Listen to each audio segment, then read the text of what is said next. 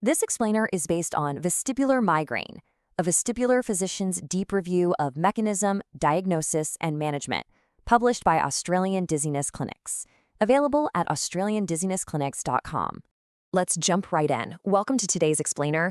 We're talking directly to you, our advanced medical audience of vestibular physicians, neurotologists, audiologists, and advanced trainees. Today, we're unpacking the consensus classification for vestibular migraine, or VM, put together by the Barany Society and the International Headache Society.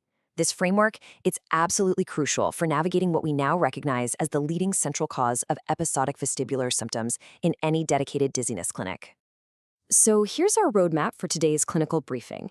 We'll cover the consensus framework, definite versus probable VM, the diagnostic flowchart, the clinical logic behind it all, and finally, a really handy 5-part summary. Let's get to it. Section 1, the consensus framework, standardizing vestibular migraine.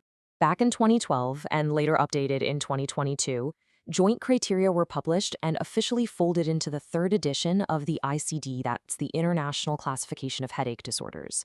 Now, why does this matter? Well, this move was a real game changer. It took a heavily debated, highly controversial syndrome and transformed it into a stable, standardized, and globally recognized diagnosis. It essentially built a much-needed bridge between migraine and vestibular science. Sections 2 and 3, definite and probable VM, the 2-tiered diagnostic structure. All right, let's actually look at the criteria and walk through these baseline parameters together. Take a look at criterion A, right at the top. For both definite and probable VM, the baseline is exactly the same. The patient absolutely must experience at least 5 episodes of moderate to severe vestibular symptoms, and those episodes need to last anywhere from 5 minutes up to 72 hours. Now, skip down to criterion D at the bottom. Again, both tiers require that these symptoms aren't better explained by some other diagnosis. So, where do they differ? The divergence happens right there in the middle rows, criteria B and C. The crucial distinction between the two is actually pretty simple. Like we said, episode duration and severity are identical. But definite VM requires a current or previous history of migraine plus migrainous features, things like headache, photophobia, phonophobia, or a visual aura, present during at least 50% of those vestibular episodes. Probable VM, on the other hand, is the label we use when only one of those 2 migraine-related elements is present. We're sharply contrasting these 2 tiers here to really cement this core difference. It all boils down to the presence of that migraine background and the concurrent features. Now, here's a really vital clinical insight, and it's something that should reassure you in your day-to-day practice. Even though the probable label literally means a diagnostic criterion is missing, these patients still respond to the exact same standard vestibular migraine treatment approaches. So, the label definitely helps us with classification and research, sure, but the therapeutic pathway for your patient, that remains incredibly robust and consistent. Section 4, the diagnostic flowchart, mapping the decision logic. Okay, let's look at how to actually assess a patient presenting with unexplained recurrent vertigo in real time. Follow along with me down this flowchart. You start right at the top. Does the patient have at least 5 recurrent vestibular episodes lasting 5 minutes to 72 hours? If yes, you hit that first decision point. Is there a current or prior migraine history? If the answer is yes again, you move to the next step. Do migraine features accompany at least 50% of the episodes? And if yes again, you've traced a straight path right to a definite vestibular migraine diagnosis. But notice those lateral branches. If the migraine history is missing, but the concurrent features are present, or vice versa, the logic routes you directly over to the probable VM category.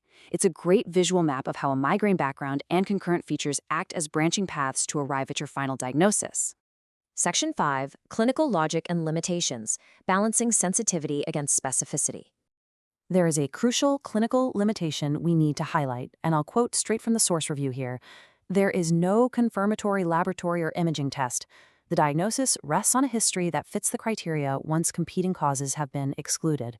You literally cannot confirm this on an MRI, a VNG, that is video nystagmography, or with caloric testing. No way. The source specifically notes that requiring multiple episodes alongside a strong migraine correlation is an intentional design choice.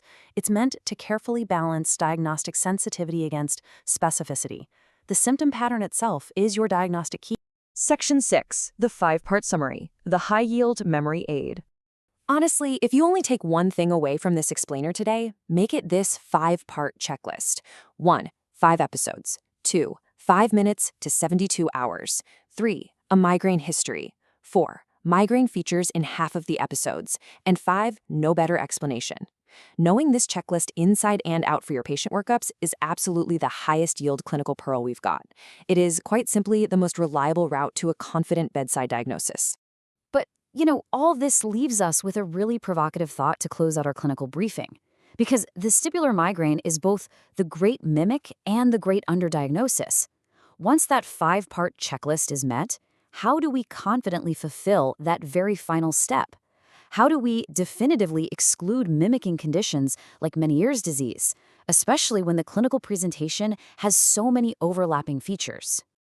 Well, in the next explainer, we'll turn to investigations and the differential diagnosis, specifically looking at Meniere's disease. Visit AustralianDizzinessClinics.com for the full review and all the companion materials.